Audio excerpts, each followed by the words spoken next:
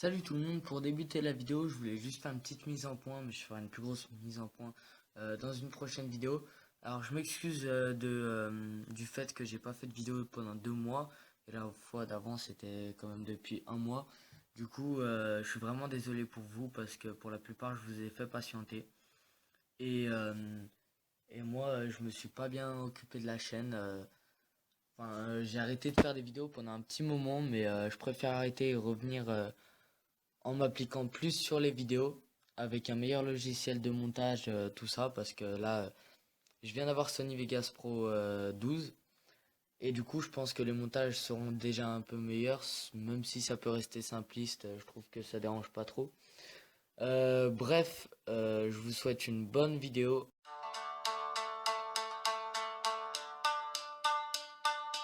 Konnichiwa, c'est Mister Piccolo, j'espère que vous allez bien et aujourd'hui je commence ma première vidéo débat qui va parler du meilleur méchant de DBZ. Allez, c'est parti.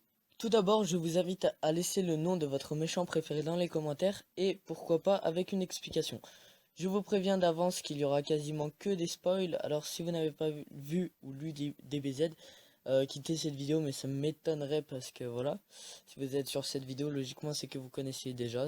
Si vous connaissez pas, bah vous avez loupé votre vie. Non, je rigole. Allez voir. Donc ce débat se basera surtout sur Freezer, Cell et Boo. Et on va tout d'abord donner les arguments de leurs fans pour dire lequel est le meilleur. Les fans de Freezer ont comme argument qu'il a anéanti les parents de Sangoku, ainsi que la majorité des Saiyans. Et aussi, c'est la première fois que Sangoku se transforme en Super Saiyan. Et comme d'hab, Goku et Freezer, mais là on va parler de Freezer, il est super badass. Les fans de Cell ont aussi un bon argument. Tout d'abord, je pense que tout le monde a surkiffé l'arc Cell, car c'était avant tout la transformation de Sangohan SSJ2.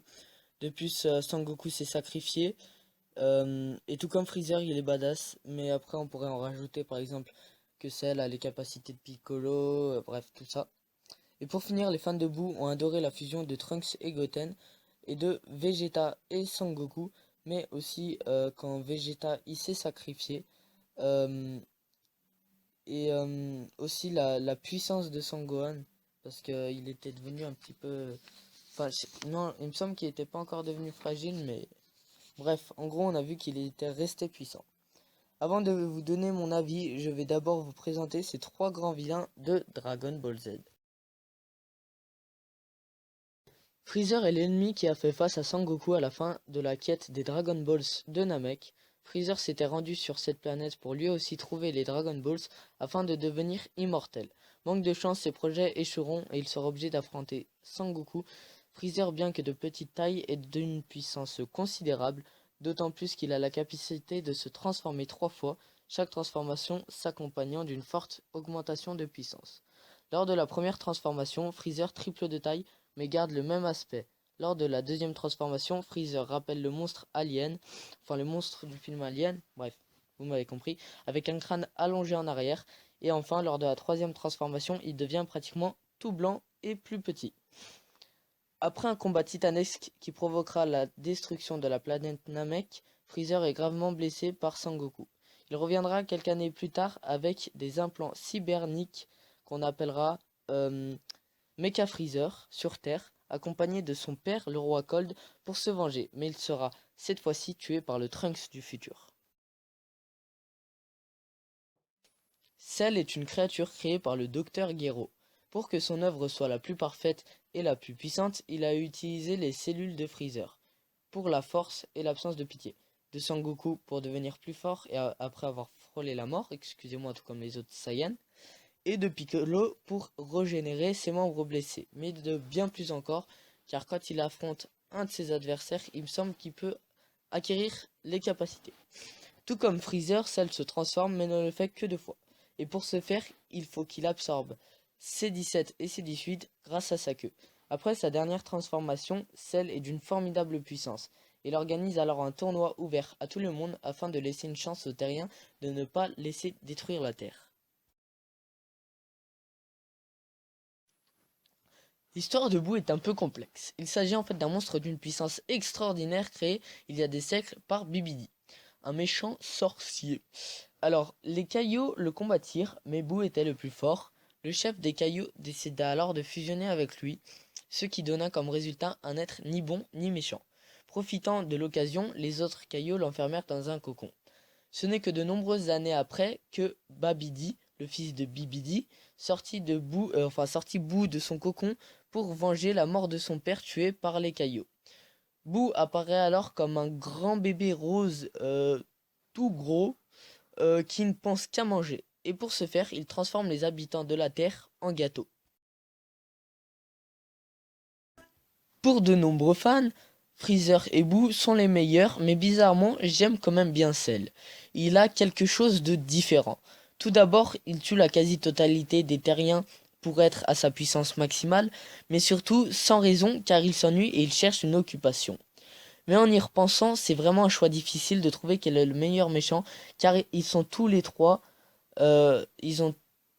fait DBZ en fait un chef-d'œuvre. J'hésite vraiment sur mon choix, mais je vais déjà éliminer Boo, car même si son histoire m'a plu, je l'ai moins aimé que les autres. Et c'est pas très badass de transformer des gens en chocolat pour les manger, on peut se le dire. Mais il est quand même badass avec sa transformation finale. Et maintenant, j'hésite vraiment entre Freezer et Cell.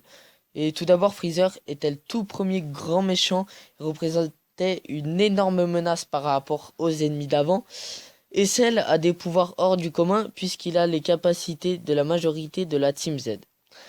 Alors, si on ne parle pas des transformations des personnages pendant ces deux arcs, je pense que la meilleure... Enfin, quand je dis transformation des personnages, c'est des méchants. Je pense que la meilleure histoire d'un méchant de DBZ et aussi le meilleur des méchants, c'est vraiment Freezer. Surtout car c'est lui qui a tué les parents de Sangoku et la quasi-totalité des Saiyans. Mais si on y réfléchit bien, sans Freezer, Dragon Ball n'aurait peut-être pas existé.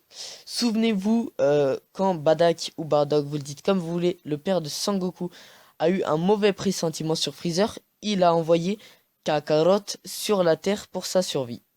Donc, on voit ça dans Jaco the Galactic Patrol Man, ça se passe avant Dragon Ball Z, c'est par Akira Toriyama, c'est un one-shot que j'ai acquis. Je vous avais proposé un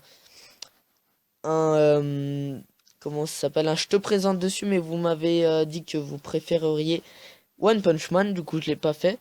Et en fait,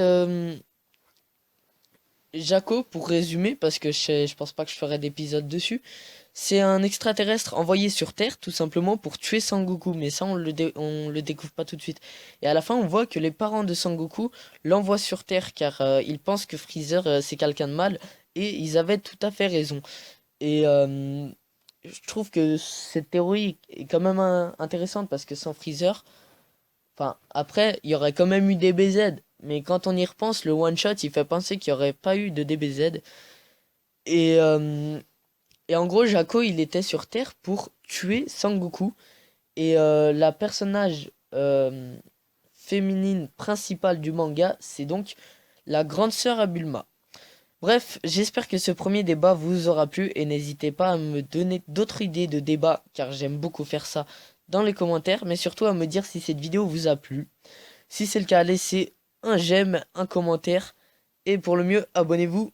Jana.